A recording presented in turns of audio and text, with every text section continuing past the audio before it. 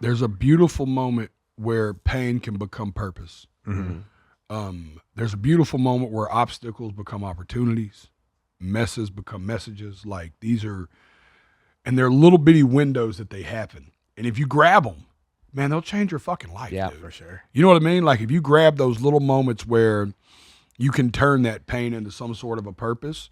Because I was guilty of, and it was hard for me to do that because once I turned the pain into purpose, then what I had to do was I had to exchange the excuse.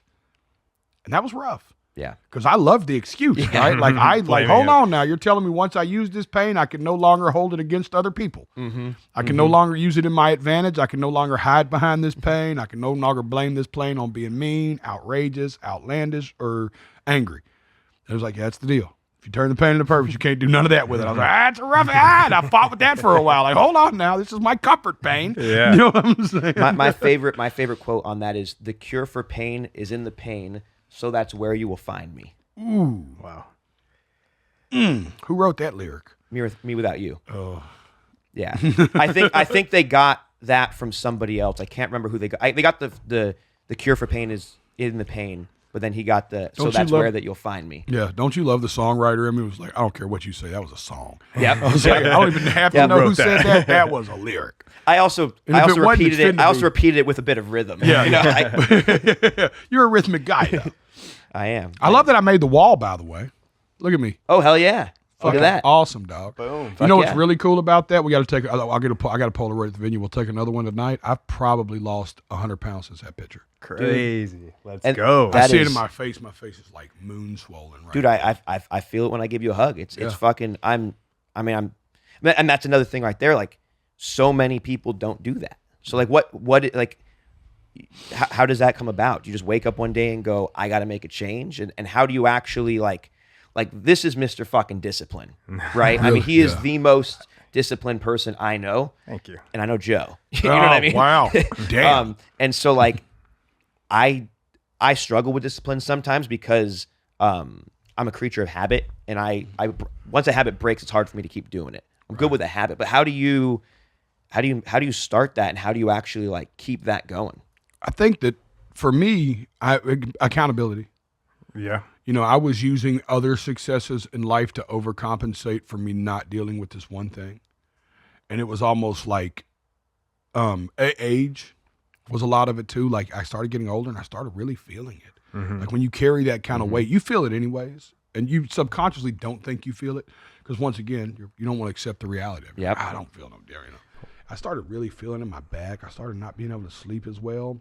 And there's something that happens in addiction, which I'm very familiar with, that you'll start watching families.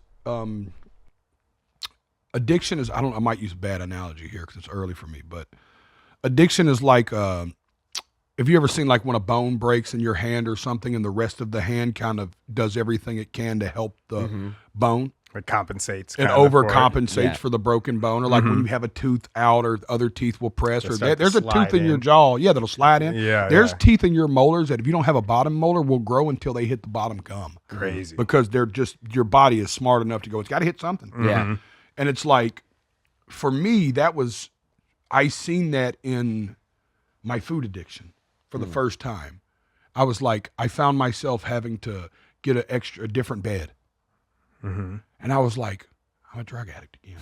Wow. I have completely fell back into an addiction. Just with something else. Just with something else. And I'm denying it as an addiction. And I'm denying it as a real problem, even though it's so clear to see. I'm wearing my shame. I'm wearing my guilt. I am 550 fucking pounds. And I'm still like, I can't tie my shoes. I can't clip my own toenails.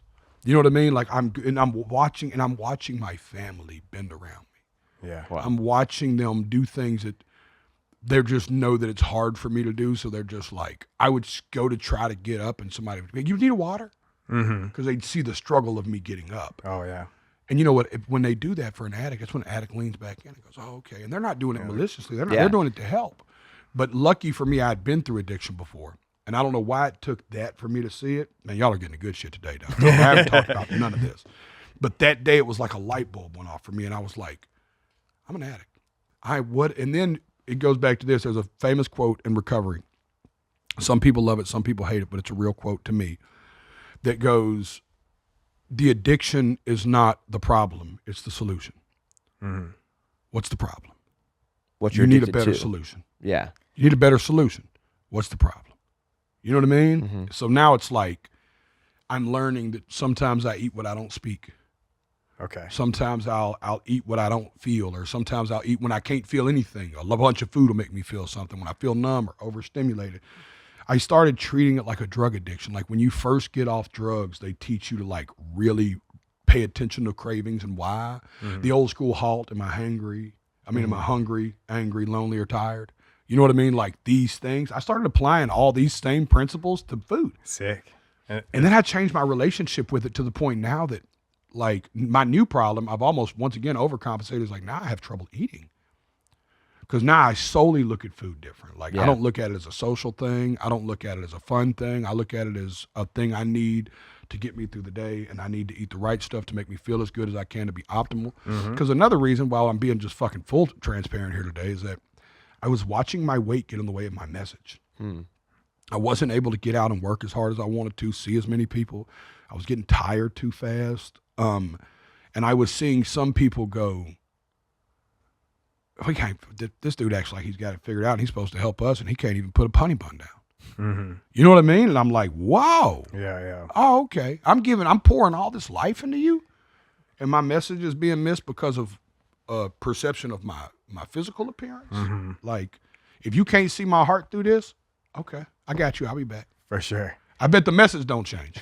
You know what I'm saying? How about that? I bet the message stays the same. I bet you hear it a little different 200 pounds from now. Wow. You just did this all by yourself, just. So I'm proud to say I haven't took the shot. If that's what you're asking, I'd love that you asked it, Dean. Thank you. For sure. Because I want to talk about it. I have not took the shot, not because I'm against the shot. Everybody I know, Brigham's for the shot. Gary Brecka's for the shot. Everybody I've talked to in my corner, health-wise, is for the shot. I'm against it because it gives a little hint of acid reflux. Okay. And as a singer, my two biggest fears are acid reflux and vomit. Nothing has more of a chance of fucking up my show. That could fuck up your vocals. Yes, Right? sir. Yeah.